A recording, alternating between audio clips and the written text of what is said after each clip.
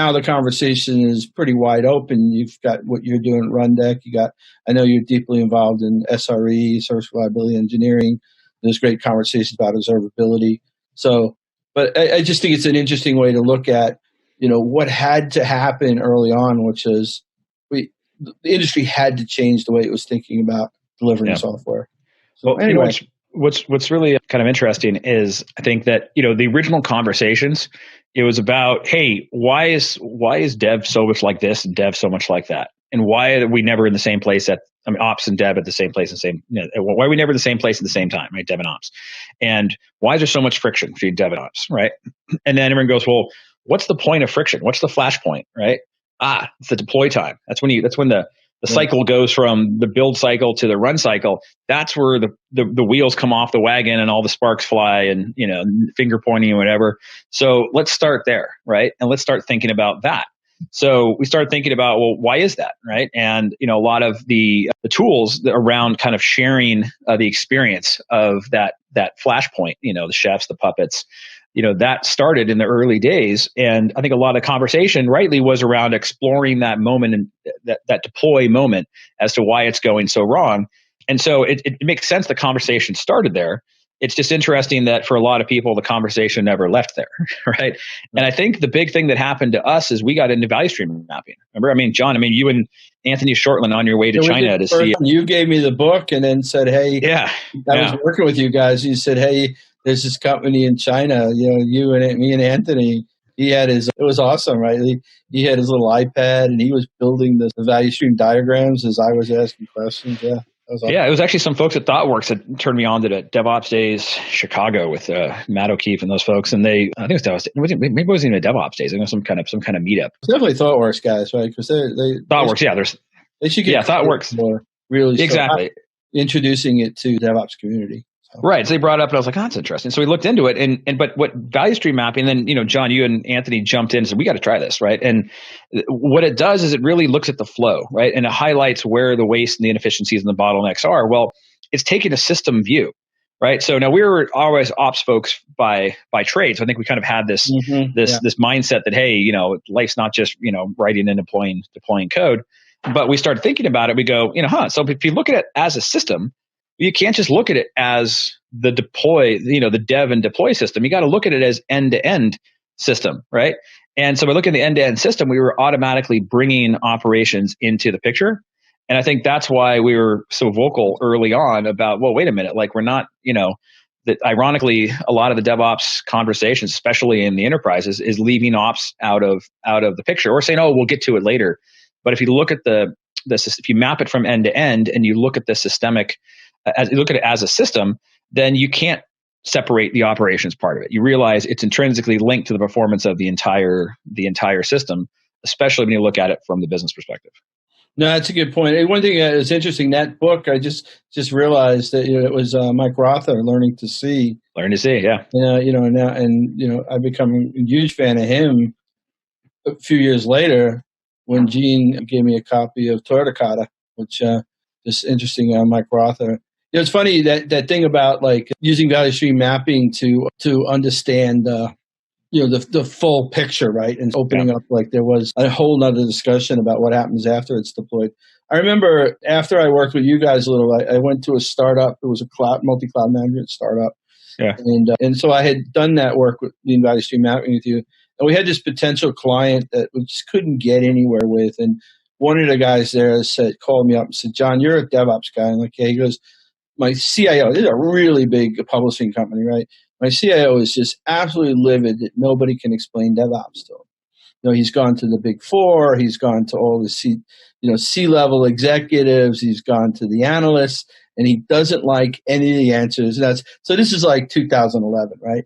And he says, John, if you can just have a conversation with him about DevOps, where he thinks that, like you're making more sense than his leadership team, the Big Four. I'm like, hey, let's give it a try. So we go through this whole thing and I start, I'm trying to, and he's really not getting it. And at one point I said, well, one of the ways that I think the best way to sort of open it up to figure out what's going on is lean value. We do that. And he started spouting off a whole bunch of lean certification. And I'm like, all right, calm down, calm down. And then about 10 minutes later, he talks about something, and I realized all that stuff is only around his development teams. And I'm like, oh my God, like I'm going to have to ask him this, but my question is going to imply that his answer will make him sound like an idiot. I don't know if you've ever been in that situation with an executive, like, how do I make this statement where he like, it isn't like, oh my God, I am an idiot.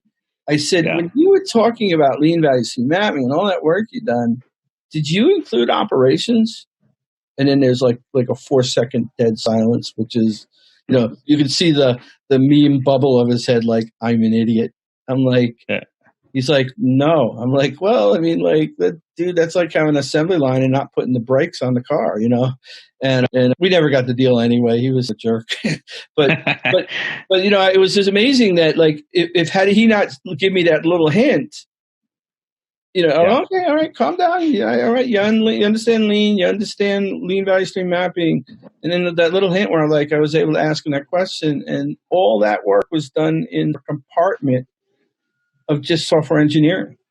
Yeah. And I was like, that's DevOps, buddy. It's like, if you got to do the value stream mapping across the whole delivery chain, anyway. Yeah. Well, what's also very interesting about it is because it is such a politically, all big organizations are political in some manner, right? And because it is such a big divide that there is the dev organization and the ops organization, what often happens too is there's just some personal survival instinct there where they go, oh, that sounds great, dev and ops together, sitting together, but hey, why don't we start with our group first and see how things are going? Because they don't want to be exposed, right? One thing you realize in large organizations, once you're 2 or 3 degrees away from the keyboard, nobody really knows what's going on. Yeah. Right. So you don't know really what you're going to find down below there. Right. So, they'll go, why don't we do it first with our group? And then we'll invite the other people in, right? Because they want to get their house in order and not be exposed as, oh no, the other house is way in order and ours isn't. It's a very interesting dynamic that we used to see, happen all the time. And I think that also leads to why you get these mono silo DevOps initiatives, right? Either a dev run thing or an ops run thing. Well, maybe this is going to be the history of DevOps podcast, but I remember when I first started working with you guys, I said we need to do a DevOps workshop. It's going to be amazing, right? Like, this is going to be great. And our first deal was with eBay, right? So we do this eBay thing, and they're all excited. I got 30 or 40 people in the room. It's going to be a 2-day workshop. And the first day is going to be all the social, the socio-technical culture, culture, right. Why this is really important. And the second day I was going to run, actually hackathons with Chef and Run Deck and all this stuff, right? And that might have been pre-Run Deck, really, but those. Yeah, it was the stuff that you had broken out from Control Tier and right. But it was day 2 was a full tool chain hackathon. Yeah, it was the tool chain stuff. We had a great. It's like you need to find out that website because we had some awesome stuff about Linux tool chain for software. Anyway, that would be another hour. But anyway, so we go in, and the guy who was our champion was an awesome person, and like. He was all excited. Everybody was excited. So after the first break, about an hour and a half after the first day, the guy's our champion comes up, pulls me aside. He goes, John, the natives are getting restless. I'm like, what? He's like, I believe in all this culture stuff, which really he didn't. But the guys and people in the room, the people in the room, men and women. Yeah, they really want to get to the chef stuff and the coding. And I'm like, yeah, but like they're missing the point. And he's like, no, I agree with you, John, but you got to remember. And then this went on for half a day. And then finally at lunchtime, I'm like, what do you want to do? You want to just, and I started to tell him, at one point they were all ranting and raving about Jez Humble and Farley's continuous delivery book, which at the time, like, and still today is a canonical book for continuous delivery. Right. And they all were holding it up and like, just like, this is great. Like every 10 minutes, somebody'd wave it in the air to say like, this book, we've read it. And then after lunch, I got so mad, like this is sometimes why I'm not a good businessman. I'm like, all right, everybody, can everybody open up that book to page 238, right? Or wherever it was. And it was the whole story about like, that if you can't like leave on a Friday without your pager and deploy. I said, that's what I'm trying to explain to you today. Right. Well, there were really good points in that book about culture and behavior. And for some reason, even though you thought it was the greatest book ever, I guess you didn't read that part. It's been frustrating. I mean, we all, everybody who tries to make a living, right? We in the vein that we have to sell things. But I just, there's a lot of knuckleheads out there. Well, I think what it comes from is that when you're the way I look at it is like, I use my forestry example, right? Which is, if you're a lumberjack on the ground, all you feel is your face rubbing on the bark of a tree, right? And someone comes in talking about forest management, right? And showing you the 500-foot view, the 10,000-foot view, the satellite view, talking about, the tides and global warming and, nutrients and, ecosystems and you're like, my face is just rubbing on this tree. I want this tree cut down. I want this tree cut down now, right? You got worn out gloves that you've had for 10 years, right? Right. So all they want to do is get some automation. They want to swing that axe and chop that wood, right? So great. They chop and they chop and they chop with their cool new tool. And then guess what? There's another tree on the other side and their face is rubbing on the bark again. And they're frustrated because you want to talk about forest management. You want to talk about the forest and they want to talk about that damn tree they got to cut in front of them. Yeah. They don't realize that the reason why there's that damn tree in front of them, day in, day out is because of the forest and how we're managing the forest. Right. So we're not talking about kumbaya stuff it's not kumbaya culture. It's, hey, what are the organizational dynamics? Why is that problem going to be there? And if you don't solve those organizational and behavior and kind of mindset issues of the organization, how do you view the work? What size batches do you do your work in? How do you view the relationship between testing and what you're doing? How do you collaborate with your colleagues? How do you design your teams and who does what work? All that stuff, those problems that you just want to go out and automate, right? But it's a hard lesson to get across. And I think we've seen it before. It swings back and forth, right? In the early DevOps days, it'd be funny how, we'd have one DevOps day.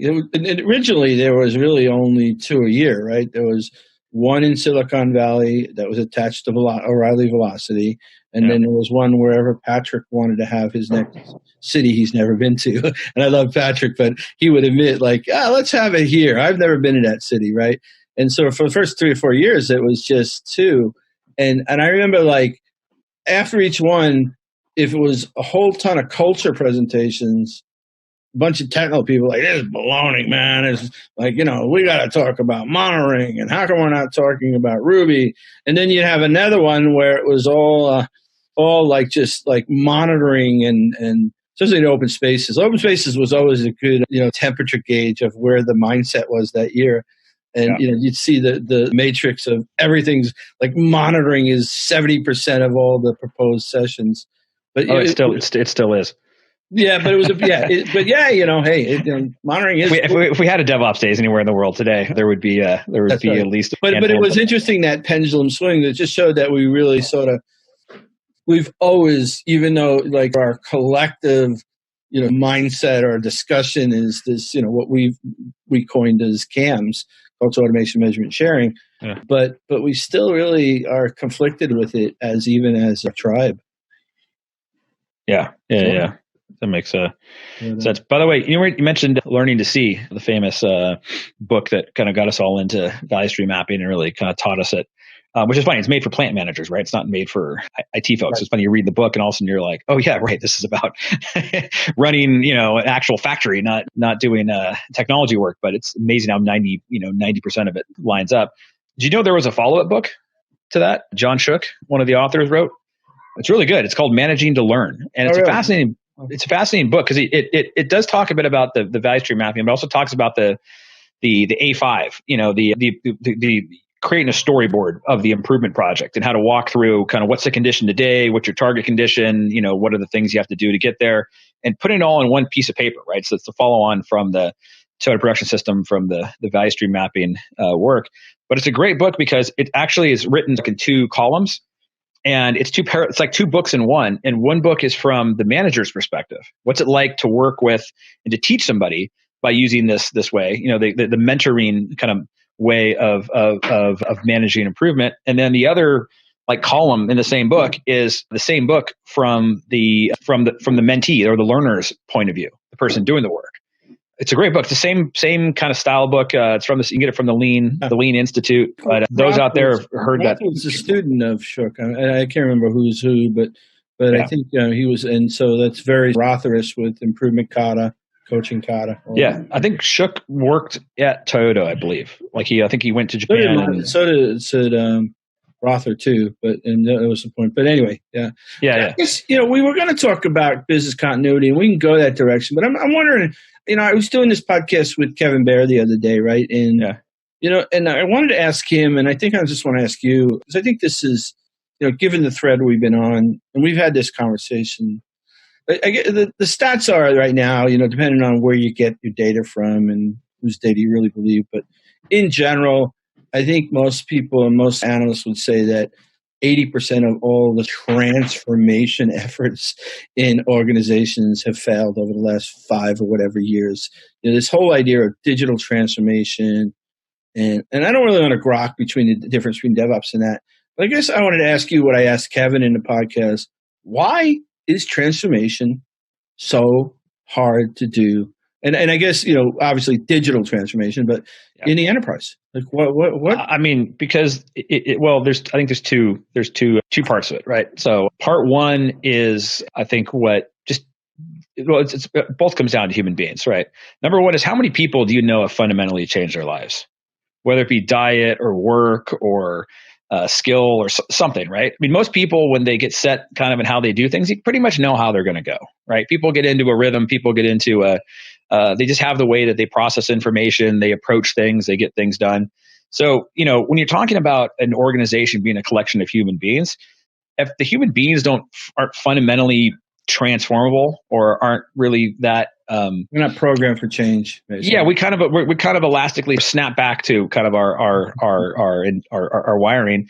So that's going to be pretty hard to change, right? So getting people to see the work different, because really the reality is the outputs we see are just how people view their work and the behaviors and the beliefs that they're built into how they do their work. So, people are going to be tough this stuff can be tough to change at a kind of human level. It's going to be hard to fix the things that we see in the outcomes, right? If people just fundamentally believe that going fast is dangerous and going slow and working in big batches is safe, right? That's going to be their internal wiring. It's hard to change that in an organization, especially when we have to change everyone's mind that no, that's not the way, things work. Now, there's certain things you can, you see people's success at a team level. They're able to change people's beliefs, and by showing them over and over again, or letting them run a lot of experiments where they have the same result, and they finally go, okay, I think this is, the wiring gets changed a bit. But it's really hard to do at a level where, especially in enterprises, where you're beyond Dunbar's number, right? People don't know everybody. You can't get everybody in your room and say, we're not going to do it this way, we're going to do it that way. You have to work very indirectly and try to shape all of these, hundreds of thousands of people, hundreds to thousands, or maybe hundreds of thousands of people across, multiple locations, multiple countries. It's just almost impossible thing to do. And it's almost impossible to get specifically where you want to get to. Often you make change and you make some momentum, but do you get to exactly where you want to get to? Probably not, because you're trying to change a complex system. So that's, I think, number one. And that's an all human endeavor, right? It's not just technology change. I think those stats will probably be the same for any kind of transformation, whether it be at a personal level or at a large enterprise level.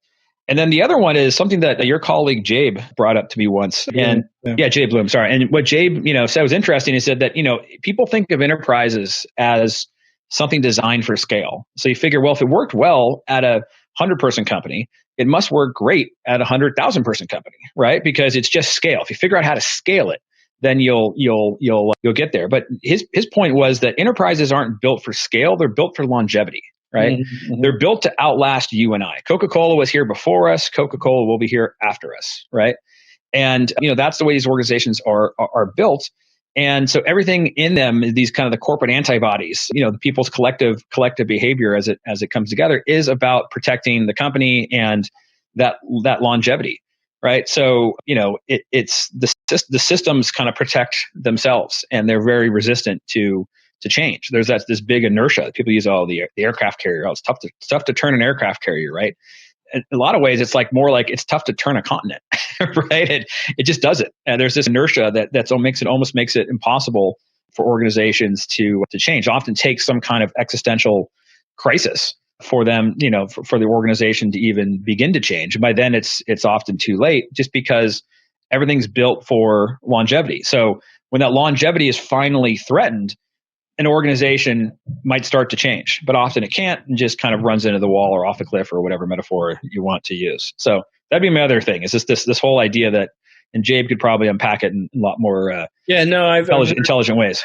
Well, that's the other thing I think too, right? Like, I think, in a sense, we've made that mistake in CAMS, but we talk about culture. Actually, you never really want to change culture. Like, that's the sustainable, your Coca-Cola, right, your whatever, right? Your culture is like, in most cases, should be embraced of like, this is a great thing.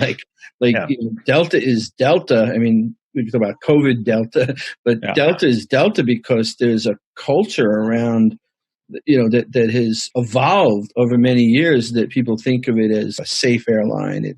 You can kind of get anywhere you need to go.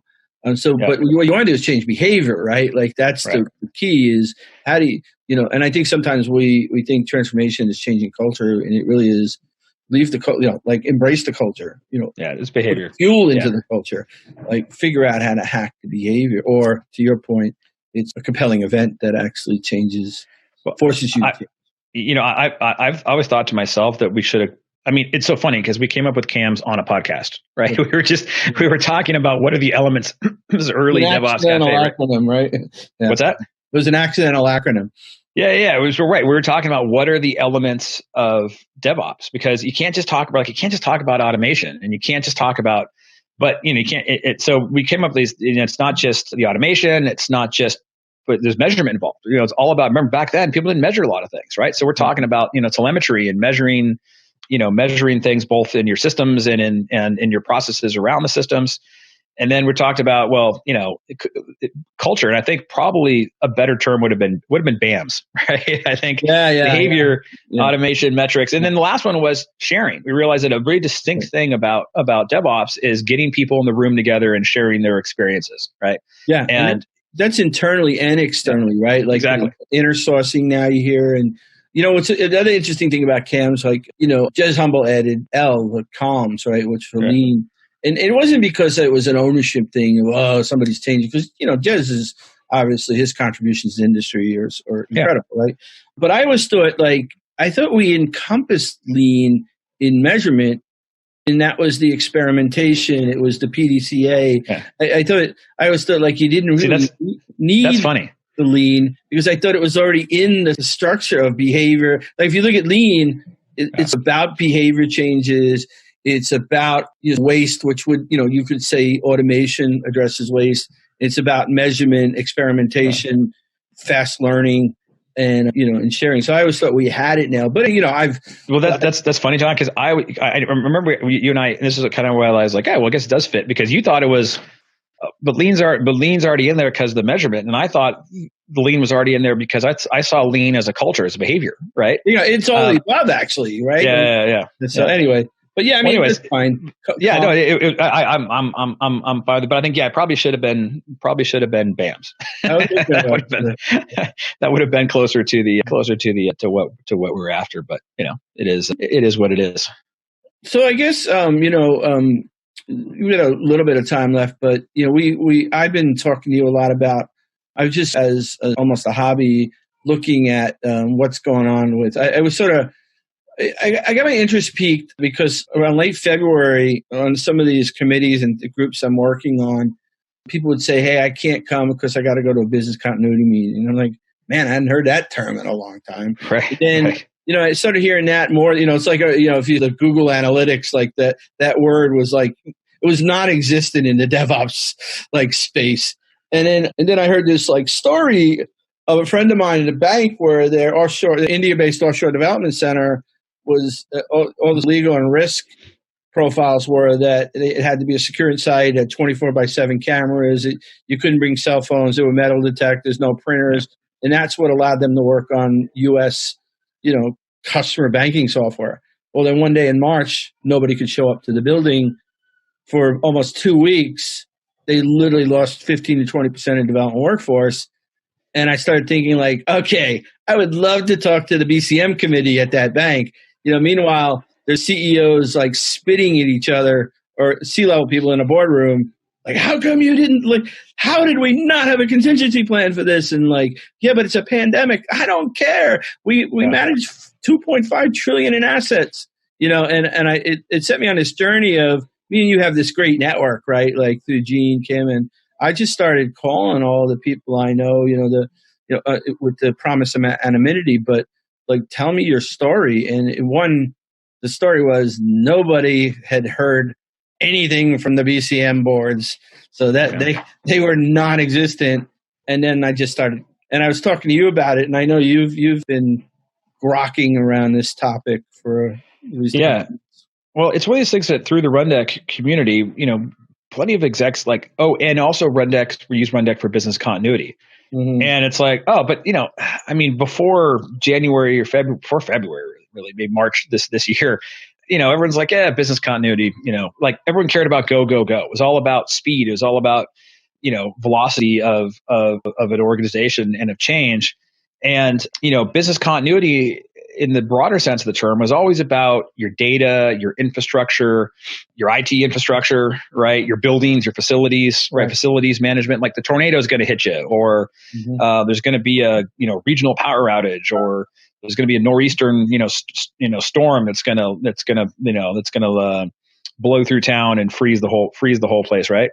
And so, that was all about the protecting the assets, right? The assets being the physical and the data and the applications and the infrastructure. But we've hit this global pandemic, and guess what? All those things are perfectly fine, right? Mm-hmm. Yeah. It's the people that are suddenly disrupted or missing or unavailable, or tending to sick family members, or trying to take care of kids that are home from school. Oh. So suddenly our workforce is disrupted, and nobody really planned for that, right? And that's the big issue. What do you do when the people who handle the disruption are disrupted themselves, right? What do you do when your experts aren't available? How does your business continue? Well, and I think that was the thing, so I went back, back in the day, I've been doing this now 40 years, right? But, I've been involved in disaster recovery for large, I was at GE Capital. I literally once was on a tarmac with about 40 tapes waiting for a Learjet to take me some dark site. Ironically, I can't imagine it got called off, but I can imagine how we were going to rebuild the system with 40 tapes, but that's a different story. But the point is, so I went back and I sort of revisited all the modern literature about business continuity management, BCP, BIA. And, the one common theme was get back to normal as quick as possible. Right. Well, there is no normal. It's Andrew calls it, Andrew Clay, my boss. He calls it COVID normal, and then there will be a new normal at some point, right? Well, John, getting to normal, there is no normal is gone, folks. Well, and a lot of the classic business continuity plans, it's like you mentioned before. It's like, let's have an annual contract with the hotel near the data center. Right. So if there's a problem, we can tell everybody that they're going to stay in the hotel for a week altogether, or sleep in the conference room or whatever. There's everything gets back to normal, right? It was this idea that the humans are going to be fine. There's going to be something wrong with the physical world, right? Or the infrastructure, or the highways, or the power, or something like that. And we all thought about that, but it's like this big kind of collective facepalm. Nobody had the. By the way, next Monday, 45,000 people are going to have to work from home, and by the way, we have no earthly idea if that's ever going to change. I had one bank I talked to, literally, they realized they had to do that. So on a Thursday, they did a dry run. They sent everybody home on a Thursday. This is pretty brilliant, right? On a Thursday, they did a dry run, just one day. Yeah. And then they measured the results of it. And then over the weekend, they tweaked a whole bunch of network settings and configurations. The following Monday, they've been all home. One person forgot some stuff from his office. There's actually chain locks on the doors.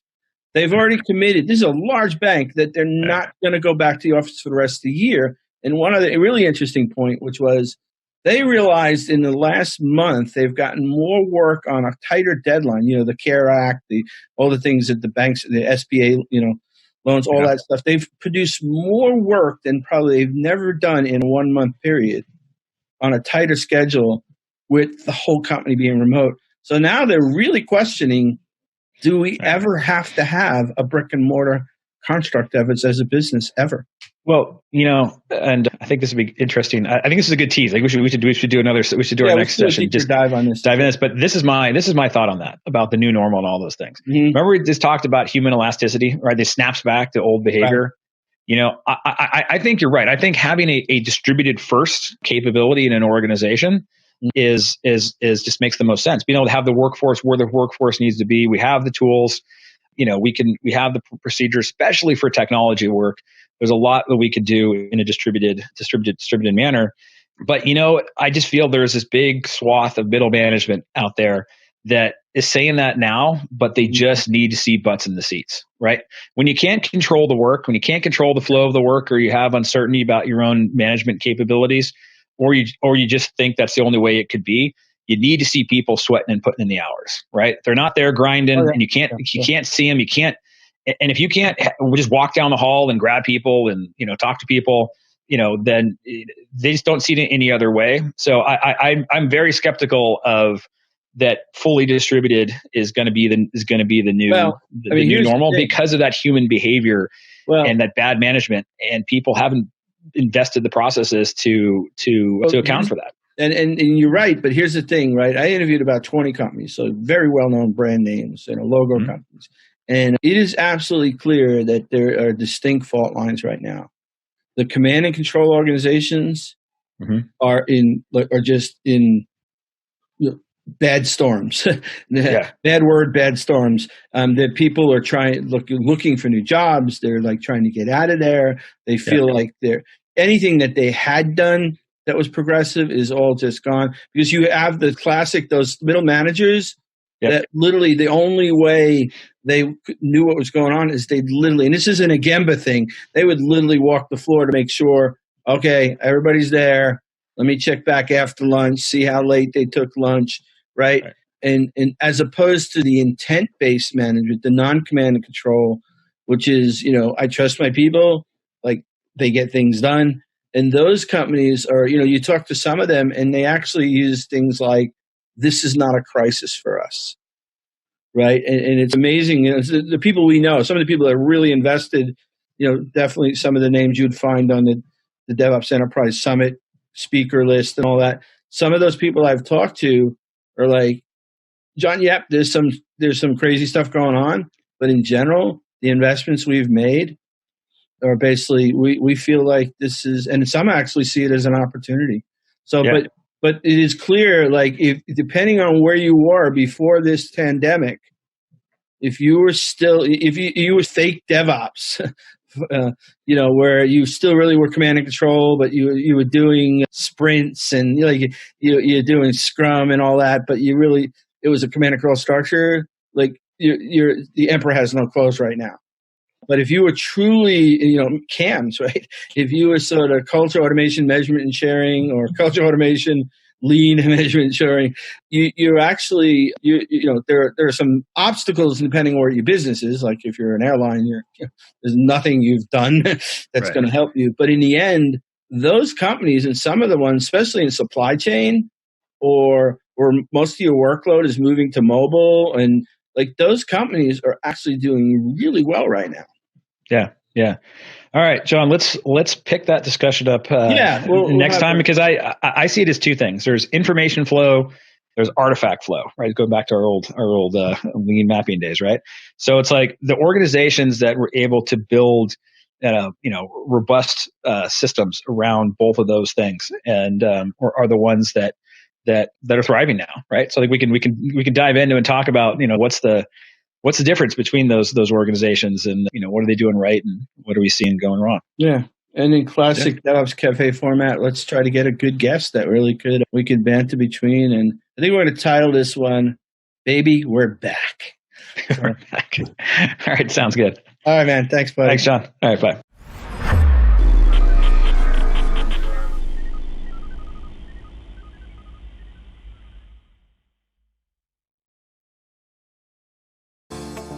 Disruption is occurring across every aspect of IT. Open source, cloud services, DevOps, and cloud-native software architectures are democratizing IT and radically transforming how business is done. The old ways of creating software and doing IT are being replaced with agile, flexible, faster, and cheaper methods, benefiting vendors and users alike. Accelerated Strategies Group is out to democratize access of industry expertise and knowledge.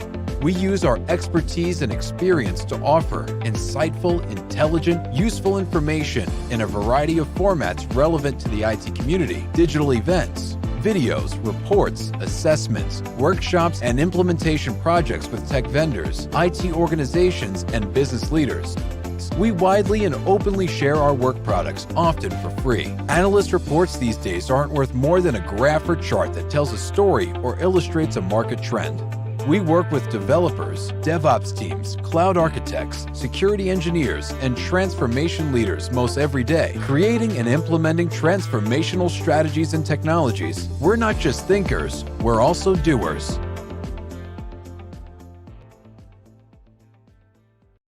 I hope you enjoyed Devops Cafe podcast, and we're going to, as I said, we're going to try to get it every week, maybe every other week, depending on how available John and Damon are. Right now, though, it's time to head over to the analyst corner for our very own Mitchell Ashley, CEO, founder of Accelerated Strategies Group. And Mitchell has some great commentary and video today. This week, the California State University system announced that they are moving to virtual classes for almost all classes starting fall of 2020. Now, this affects some 420,000 students across 480 total, and they also are delivering education on 23 different campuses. So, huge impact on this announcement and the effect of the coronavirus on their operations and how they deliver services. Now, you might say, well, are they a business or is it different because they're an educational institution? Well, traditionally, most of that's delivered on site.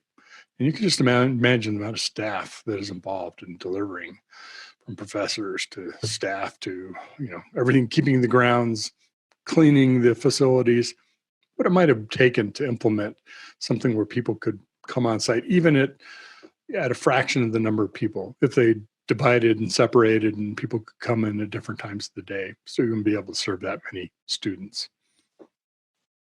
Now, while the education system might not be, quote unquote, a business, the same kind of effects can happen to us.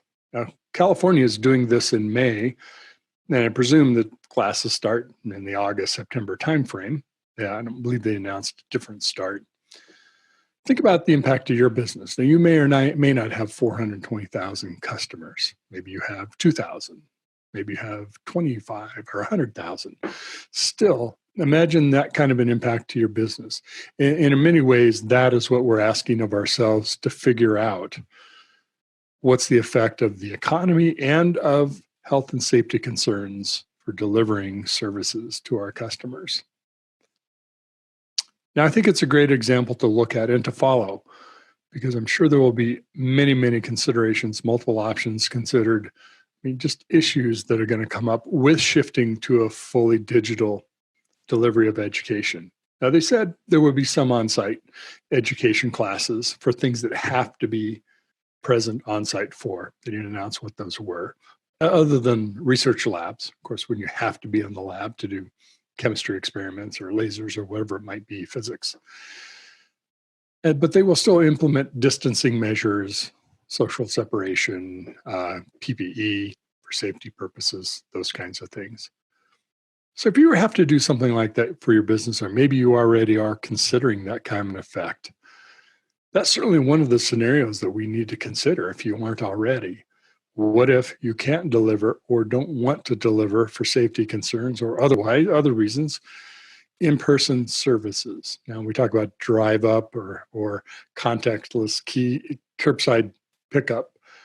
Sounds easy to do on a store-by-store basis. When we think about on a massive scale, multiple locations, hundreds, maybe thousands of locations, that becomes extremely complex very fast. You've got to have the infrastructure to do that. In thinking about what an economic recovery might look like in our current situation. Many economists are considering what we call a rolling change, maybe a rolling set of steps forward, step backwards with the coronavirus. We may very well see governments re-implement or implement some of the same social distancing measures, stay-at-home practices, those kind of things. That is a huge difference with our current situation with corona, is that we have a virus which we don't control largely, or at least not yet, and we can't control the outbreak of it or respond quickly enough to clamp it down. And there are concerns how fast we open for business, open our states and our economies, and are we putting ourselves at too great a risk for that? Who's to say? Lots of different opinions. We certainly do have to care for the safety and the health of our employees, our customers, and ourselves. So I bring up the state of California university system as a great example to think about for your business. What are scenarios where you may have to drastically, or already have, and you have to sustain delivering services on a very different basis? Now, to pick on a bad example, sometimes it's too easy to do, and that's the airline industry. On the one hand, the COO, I think it was the COO or CMO for United, came on one of the news programs and announced that they are going to be implementing new AI routines for seat assignment to create open middle seats, and also implement cleaning procedures, sanitization on every air flight and between flights, so that it's been cleaned between flights. And on the other hand, you see news articles, TV, et cetera, of people on crowded flights, doctors traveling from, and nurses and medical staff traveling from Newark to Los Angeles. And on a flight with every seat full, not an empty seat in the plane, everyone's scared, fearful of what could happen. That's a disconnect between our intentions and what's happening. And I understand businesses have to survive and make money.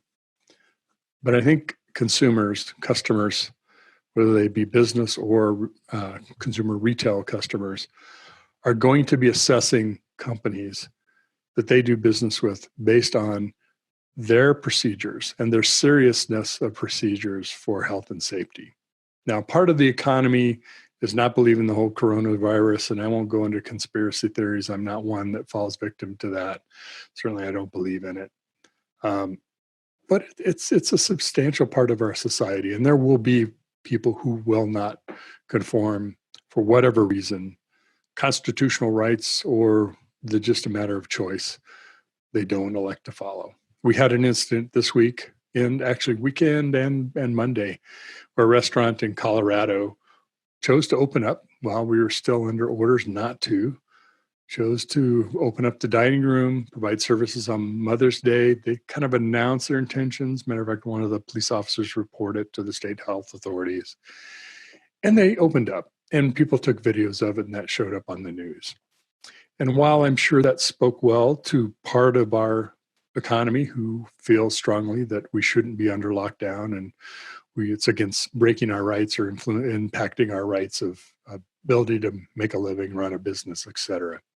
While that may be true, it creates the opposite scenario. It creates a scenario where every one of those people, if they were exposed, maybe they're all exposed or nearly all of them, and the number of people that they're going to connect with in the next coming days or weeks. And we can't have that. I mean, there have been articles of one person attending a social event and them tracing it down to 60 other people that were also affected by that one person. I don't think any of us individually wish that on others. We also wish we weren't under lockdown, and we wish we weren't living under the coronavirus or the restrictions that go along with it. We may even have lost a job due to no action on our own, strictly because of the economic impact and corona procedures itself. But let's use those examples as learning examples. Customers are going to expect that we're taking health and safety seriously, that we're taking their safety seriously. They're going to judge and assess who they do business based on that. And we as businesses are going to be open and transparent, and we'll have to follow through on what we say we are going to do. Because all it takes is one video on Instagram or on YouTube, on Facebook, showing the opposite, showing a plane full of doctors and nurses headed back home after spending all their time taking care of the sick and the ill and trying to save lives and putting their lives in danger. I can tell you, for one, if I had a situation like that, easy for me to say now, but a situation like that, I wouldn't get on a plane. I'd just walk off. I would not travel that way, not under conditions where I did not feel a company was taking my health and safety seriously, more or less the flight attendants and the pilots and the staff at the airline. I don't think we can have that. I think that's part of our next normal. One of our analysts at Accelerated Strategies Group used that phrase. It's not going to be a new normal. It's going to be a next normal, because we'll have waves of changes and some things that will stay with us permanently and other things that won't. So I just ask that you consider that, following through, being transparent on how you're going to interact with your customers. Whether that be switching to digital, making it contactless, and it's better for everyone. Maybe that's not always better in every case, and you still may have to offer in-person services because a large part of the economy is not digitally wired and connected. Certainly rural parts of the country aren't always. And not everyone has a smartphone. Unfortunately, we have a society where there are haves and haves not. Maybe that will just always be the case. On the other hand, maybe this will also push us further and faster into a digital economy and start to address some of those issues. Now, those can be political, societal, and I don't mean to open the Pandora's box on that. But my point is, we have to be intentional and understand what we value, but also what our customers value. And then we have to live and follow through and act upon that. The other is we can look to others for learning examples, not just nation states, but things like the education system for our universities in California, and see what kind of planning they have to do, what they have to change, how to deliver courseware that's not been developed to deliver electronically. And it isn't just a matter of sticking a camera in front of a professor and recording them talking. Maybe it doesn't work that way. Maybe it needs to be much more interactive. We have to change how we present that information from a whiteboard to several dynamic ways of presenting it through video and drawing on tablets and slideware and multiple things. And how do we make that context switching more seamless and easier so it doesn't get in the way of delivery to students? And how are those things analogous to your business, to my business, and how we move forward? Lastly, I just want to say I hope that we can also share the things that we learn of working in the next normal. Now, there are going to be competitive advantages we're not going to want to share with each other. There are going to be things we do in software and business models and other things that certainly we're not going to share with others because it gives us a competitive advantage, maybe a survival issue, or maybe just be along the journey of the digital transformation. But I hope there are things that you can and will openly share. Right now, I think people are looking for ways that others are helping them and how they're giving back to others in needs. And that's one of the needs is, what are you doing for my safety as I enter your store or your transportation, bus, airplane, etc. So try to find ways to share what you're doing, lessons that you're learning that aren't going to give away intellectual property, trade secrets, competitive advantage. Just don't lump it all under that. I think that's the one way we can demonstrate that businesses are interested in giving back to their customers and to society that isn't directly revenue generating, because we want to bring everybody along as much as possible through the economic recovery and the rolling waves of how that might happen locally on state basis, countries and nation states, internationally. So I wish you the best. This is definitely a forum. I'm happy to share those ideas. If you have some experiences and want to share those with me, I'd even welcome others coming on to TechStrong TV and sharing some of those examples. We've actually had some folks. I just did a security broadcast with a company talking about the storage of credentials, security management, and the impact that's having on customers as they shift to permanent or near permanent work from home, increased cloud services, dynamic infrastructure, almost having to rethink how they do some things, but also deal with the issues that exposes, or maybe there weren't good practices in the past. we're a forum for that. So I hope you'll share that with us. I would invite you to come on if you have a really great story to tell, interesting, and something more importantly that you want to share that can benefit others. To that note, I want to highlight, yes, out of some self-interest, our software delivery management survey. Again, we're looking at that to understand how we know that we're delivering value and how do we assess that metrics that we use to understand the benefit that we're bringing to the business or not. Or is it just more software, faster, but may not be the right software? Let's hope not. But that's what we're studying in this research. So please jump online, take 7 minutes to fill out the survey. It's available at accelst.com. You can also go to acceleratedsurvey.com and go right to the survey. We appreciate you taking the time to do that. And of course, Accelerated Strategies, knowledge wants to be free. That's what we believe in. And we want to share our knowledge with you. One of the ways we do that is through our free content. We also do that with our 30-minute inquiry with an analyst. So we're happy to host you to do that. You can find that also on the Accelerated Strategies website. So be safe, be well, and be careful out there. And let's share what we're learning. Hey everyone, Alan Schimmel, CEO, founder of Devops here. I want to personally invite you to join us on June 4th for 12 hours strong of TechStrong. TechStrong Con is our conference that we're putting together. You know, the tech industry is so built, and it was such an integral piece of our existence and identity of going to so many conferences, communicating, collaborating, networking, seeing your friends in the industries, your peers. And, you know, just because we can't get together in person anymore, we can certainly do it virtually. We've been doing virtual events at Devops for 2 years. We think we've got them down.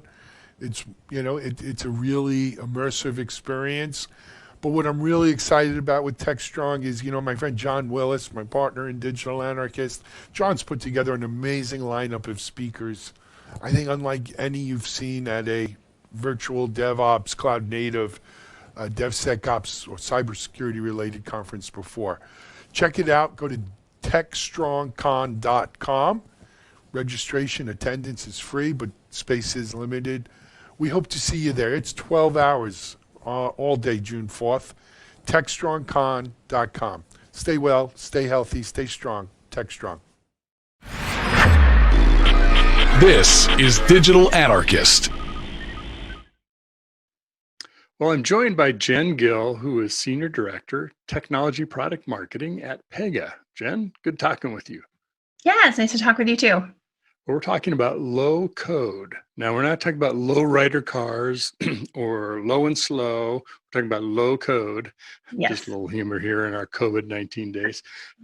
Tell us a little bit about yourself and Pega, and then we'll get into kind of what low code is. Yeah, sure. So I've been at Pega a little over a year, in product marketing for 20 years, which I get to say starting this year, which makes me feel old. But always been in high-tech product marketing. It's a passion of mine. I love taking kind of technical messages and really simplifying them for the market. And at Pega, I have the platform product marketing team, which is the foundational for all the applications that Pega built. And I also do a lot with customers, like the customer advisory board and things like that. So it's a fun role. That's great. It's great having that touch point where you get to talk with customers directly, as well as work on marketing, messaging, and all the wonderful things that you do, which is a great talent to have. Well, tell us a little bit about low code. You kind of hear that word used here and there. It's not an everyday vocabulary, but could you kind of frame it for us of what does low code mean? Yeah, so Pega has been doing low code before low code kind of was the phrase that we heard since the mid 80s. So it's basically using visual tools and models versus actual programming language to create applications. So we have things like the platform is a completely low code platform, and we're able to do things from integrating data to creating the application to the end user experience. And all of that is done through low code. So where developer resources are becoming more and more scarce, you know, everyone has that person on their team who maybe codes the macros into Excel. Pega as a low-code platform might be a good fit for them to get a little bit more productivity and fill some of the needs that you're missing in terms of development. Now, is it primarily developers then that are using Pega tools, or does it people outside of IT use it? Yeah, so there are 4 audiences that we kind of look at. So we have the App Studio, which is for the citizen developer. So again, that person that that codes in macros and things like that, who might be interested in going a step further and creating an app. We have something called Dev Studio within the platform. So that's for a more professional developer, although they can be very productive in App Studio. And with today's times, that can be a benefit. Mm-hmm. And we have something called Prediction Studio. So you'll see data scientists in there, and that's where we do artificial intelligence models, machine learning, and things like that. And then lastly is Admin Studio, and that's where IT does their work to kind of set up the system and set parameters around who they want to have access to what within the platform. So you might want to relegate certain developers to a certain studio and let others have a little bit more of a free reign. And that's we have a component called the App Factory, which helps with that as well. Now, you mentioned being 20 years this year in marketing. I won't tell you how long I've been around, but it's been long enough that kind of when code generators and things were starting and some visual modeling tools to generate code, we don't refer to it that way anymore. But it's really interesting. Is there a certain kind of organization that would have a greater propensity to say, we'd like to do low code? We're interested in that as opposed to how we would normally write software. Yeah, we have customers in basically every vertical you can imagine. So there is no really one type of industry that we would focus on. I can give you some ideas though of some of the industries. So for example, if you have a credit card dispute type of application, that might be something you could design very easily with low code. We do have a lot of customers who use it for internal applications as well. So things like tracking resumes or an HR onboarding process and things like that. So, and because we do those kind of HR kind of processes or financial kind of processes for the actual employees of our clients, that's why it's really kind of transcends every industry. Mm-hmm. Yeah, it makes sense. Is it better used in a workflow kind of application, something that's very visual in nature with a user interface, mobile or web? Are there some characteristics of apps that are better for low code? So we take kind of workflows, I would say, to the next level. So the way we think of the work that you're going to get done with a low code application is a case. So, and a case is just a piece of work that needs to get done. And we have a case management. And we have stages and steps within each of those cases. So that's all modeled. It's very visual, very low code, but there's a lot of power in the platform. So it's not just a workflow. It's not just I do the work and then pass it to you and then it's get passed to someone else. And there's intelligence within the low code platform that you don't need to code. So you can say, hey, if this happens, then I want to send this email. But if this happens, then I'm going to need a few more pieces of information. And so it allows you to branch, it allows you to call sub-processes, it allows you to integrate AI and bots and things like that. So that's within the platform as well. We recently launched an email bot kickstart, so to process emails faster. As you can imagine, organizations are getting a lot of email these days because it's not, I can't walk over and ask you a question anymore, Mitch. I have to email you that question. That's right. Because I'm not in the office. So things like that are built into the case. So it's a little bit more sophisticated than a workflow, but of course, because you have that sophistication, it can easily handle workflows as well. Mm-hmm. Yeah, definitely. Now, what's involved in kind of getting to the point where you can start creating software when you need to? Do you have to do a lot of model setup? Do you have to create sort of, here's our database schema, here's our workflow process, or can you really kind of build it as you go? So you can build it as you go. And it's interesting you mentioned the database schema. So one of the attributes of the platform is something called live data. So this allows you to kind of have a virtualization layer that sits between the application, between the application and the platform where you're doing your low code modeling. And so that enables you to pull in, like, so for example, I've been a bank customer at my bank since 1993, speaking of old. And, they probably have my original information on maybe even like a mainframe, but I just opened an account in the last week that's probably on the cloud. So this abstraction layer enables you to pull in that information from those different data sources, but still see it in the same one low-code application. So this is also powerful. My roots are I worked at EMC for a while, so I have a lot of infrastructure kind of roots. And we looked at updating and upgrading things, and it was, like tens of millions of dollars, even more. But because we have that layer of abstraction, you can upgrade systems as you want and go at a more pragmatic pace for your business. And then it's all low code. So that data integration is just setting up a plugin that pulls the data from that source. So it's really, it's so easy. You can get started really quick. I took a class and wrote an application in about a week myself. So very cool. Yeah. Well, one of the things I imagine that your product is this way, you can confirm or not. One of the nice things is oftentimes you don't have data just in one place, right? It's across multiple systems, multiple database, generations of technologies in the cloud, in the private data center, all of the above usually is what you end up checking. And having that abstraction layer in a tool like yours it's huge, because yes, you have to deal with some schema differences and characteristics of each, but sure a lot better than having to learn how to interface with multiple databases or data sources for that matter. Right. And then as you upgrade the system, you don't really need to modify how Pega pulls the information from there into the platform because it's abstracted. So you're not reformatting APIs every time you upgrade your systems. So that saves a tremendous amount of time. So let's step back just for a moment. In your role, I imagine the competition really well. And not that we don't have to talk about individual competitors, but I'm interested in having you describe the market. What does the market for low code look like? Like, are there 3 common ways that vendors approach it? Or I'm kind of making that up. I don't know if it's 3 or not, but how would you describe the approaches that product companies are taking to bring low code to market? Yeah, you kind of hit on it already, actually, and it's the workflow. So you'll see a lot of organizations where they can use a low-code experience to design a workflow. So if something, again, goes from me to you to someone else, there's many platforms that can handle that. The issue is that many organizations, although they have those workflows where it goes A, B, C, they also have some that go A, B, F, D, back and forth, old data systems, new data systems. This person asked me a question on chat and now I'm getting an email from them and I want to see all those questions and answers in one place. So with other low-code tools, they can build a workflow and they can integrate 1 or 2 of those communication channels, but not across all the communication channels that you're typically using with your customers.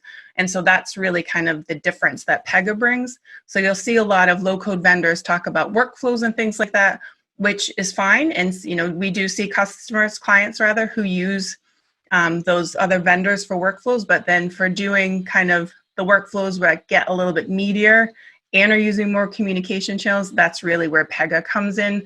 And to be honest, having just one platform, we obviously advocate for Pega for all because it can do the really easy stuff really well and the complex stuff really well. I'm shocked you would propose something like that. I know.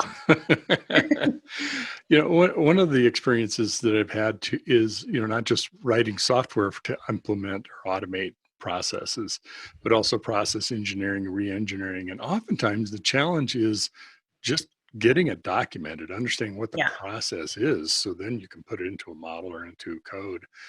What are the kind of approaches have you seen your customers take that help them get over that hump just of like, what is it? How do we document it? Or how do we get it into a model? Yeah, so within the product, you can document, again, the case. So you have stages and steps. So the first stage has a particular outcome and the second stage and things like that. We also call these micro journeys. So it's kind of the smallest process you can design. Built into the Pega platform is the Pega Express methodology. So for each stage and step, you're looking at what's the process that I'm doing here? Is there a sub-process that I need to kick off? Who are the people that are involved, the data sources I need to pull from, and then the communication channels that I'm using. So it really guides the customer to build the case exactly how it models. So it makes it a lot easier, and because it's built right in the platform, you're not going to make a mistake. So you're going to, you're not going to be building a stage that requires data and then you have not pulled in the data, and then you're wondering what's wrong. The tool is going to tell you, hey, you don't have data here and you're asking a question.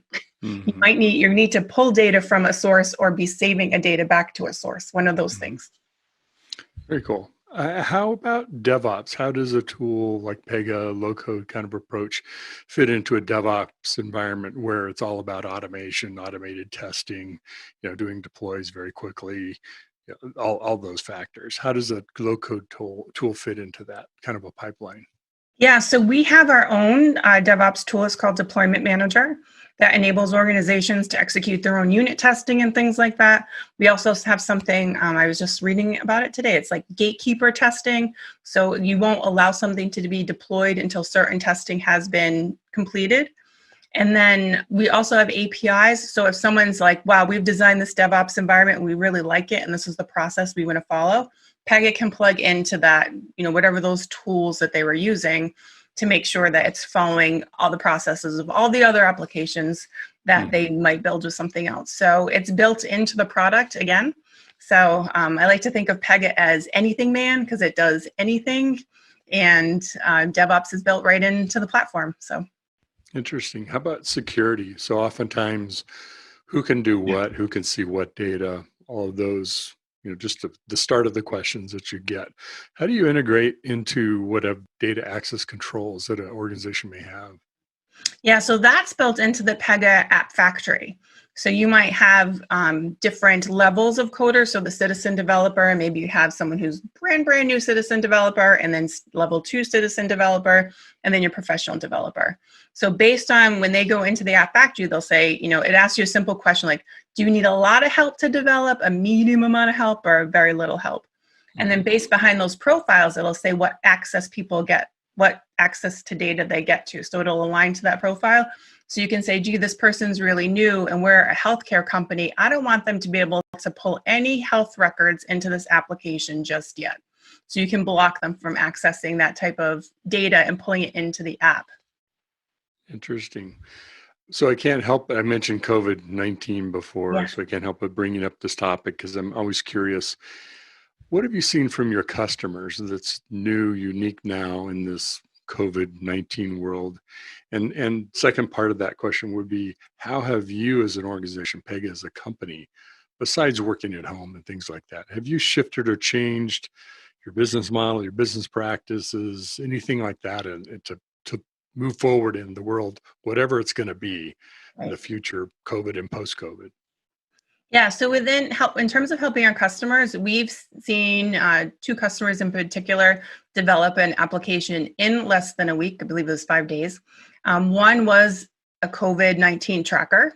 It was for a large healthcare organization. So they wanted to see, it asks 5 simple questions like, where have you been lately? Are you concerned? What are your symptoms?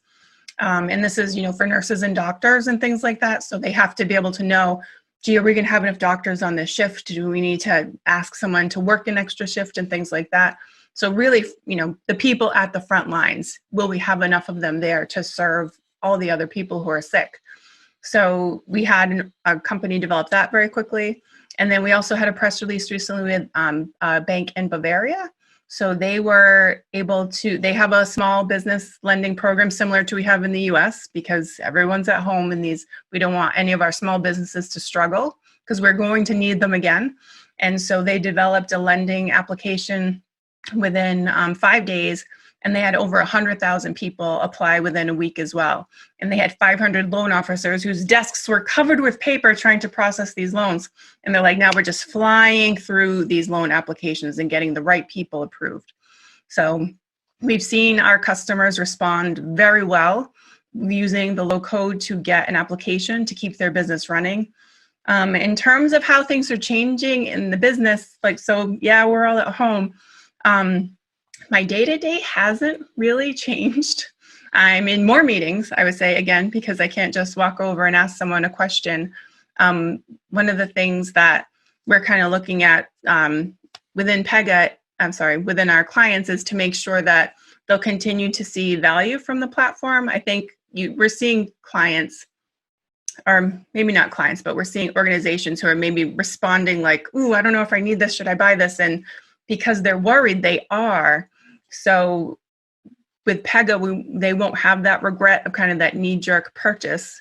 because we are able to adapt, right? We were working very well before COVID-19. We're working very well within it, and it's very adaptable. The PEGA slogan is build for change, and we are constantly adapting and changing so that we're continuing to serve our needs. Again, anything man. Anything man. Yeah. Well, it's not surprising to hear folks want to move quickly, and Yeah. that is, at least logically, one of the advantages of a low-code graphical visual type tool. Have you done any studies, or you have any metrics on, comparatively writing code versus using low code? What maybe the time or the cost or the maintenance, or what are some of the metrics benefits that you've been able to measure?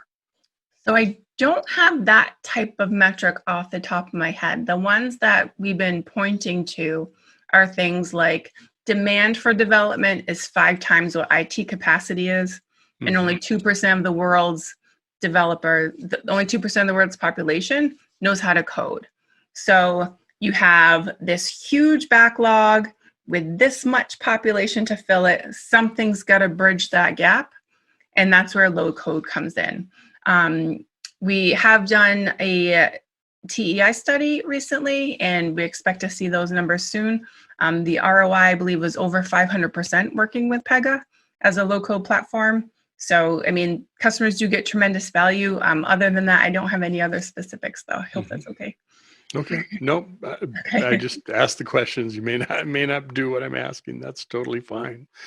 Well, what's the future look like for PEGA? Where do you see the product and the company going, and what do you see it evolving to as the world that we are in today changes and it evolves itself? Yeah. So I think this has really shown that visibility into work is so important. So, and I mentioned the email bot earlier, and just pointing people at an inbox can cause issues because, maybe you and I pull the same email and answer it, and they got 2 different answers, which is going to create more email. So yeah, we need that. No. Right, exactly. So looking at processes that capture, track, and complete the work and have a record of that, so that we already have within the platform, and plugging in intelligence to it. So I think you're going to see more and more intelligence built into the platform. So with the email bot, we have things like natural language processing. It's looking at sentiment and then trying to pick out keywords. I think you're going to see more and more of that as we go forward, just because we are all overwhelmed just with work at home, and trying to make sure that we are caring for our clients and our customers as best we possibly can. And I think one of the ways to do that is through automation. So we're always looking at building in more and more automation. Well, I've already seen, many companies, of course, everybody's reacting and, both securing their companies and, being able to survive whatever economic conditions we have, but also seeing changes in how companies work with their customers, like no contact, low contact services, picking up electronic goods at a store where you can't go in the store and you have something delivered. Well, it may require updating your mobile app or your web app or the email that gets sent to customers. It seems like that kind of situation might be pretty straightforward in a low-code environment that's built around a workflow and interaction with a customer. Yeah, absolutely. Especially because you can easily add a channel. So something through the Cosmos design system, this was launched last year at PEGA World. It makes it really easy to create one kind of UI, and then you just point it to the channel, whether it's a tablet or a cell phone, and present that exactly to you. And the experience is consistent. So, but then also some of the things, we have a low-code workshop. So it was an on-site 1-day engagement. We're not doing that now. So now we're on-site, on digital. Right. So we're looking at doing it through a shorter kind of WebExes. So maybe like a 30-minute discussion, and then 30 minutes of like development together, and then letting the customer go off, and then we go back and check in. So it's definitely affecting not just the applications that we're helping people build, but how we engage and help our clients build those applications effectively. Great. Well, it's been fascinating talk with you. I appreciate you sharing with us about low code, and for folks that may not have ventured into that world, do you have a free download or free offer? Developers that really like free stuff, open source, all those kind of things. So if they go to community.pega.com, we have the community edition, which is a fully featured production version of the application. And we're going to have Pega World on June 2nd as well. So they can certainly join us there. There'll be live sessions as well as recorded. So a lot of exciting content, just in case any of your viewers are not as familiar with Pega as I am. But we hope that you will get more familiar with us. It's a very powerful platform and it's very easy to use. And those two things together are wonderful in times like these and even in times not like these.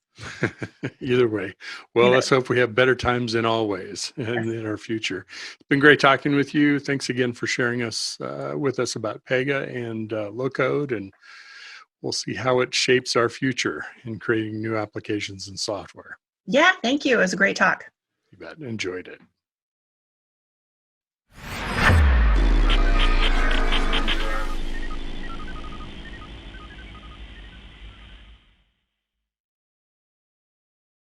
Devops.com is the #1 online destination for DevOps education and community building. Devops.com covers all aspects of DevOps, including DevOps best practices and tools, DevOps culture, DevSecOps, business impact, continuous testing, continuous delivery, and more. Devops.com has the largest collection of original DevOps content, featuring breaking news, blog posts, podcasts, and more. Visit www.devops.com to learn more.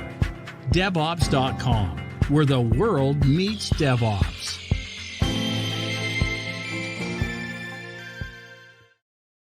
All righty, back here in the studio. Thanks much to Mitchell for his Analyst Corner today. That's going to call a wrap on Thursday, May 14th. We've got another great show out for you for tomorrow on Friday to end the week. It'll be episode 35. This was episode 34. We hope you enjoyed our program today. Please comment on chat on the Slack channel, TechStrongTV.slack.com. And we hope to speak to you soon. Have a great day, everyone. Be well, be safe, be strong, TechStrong.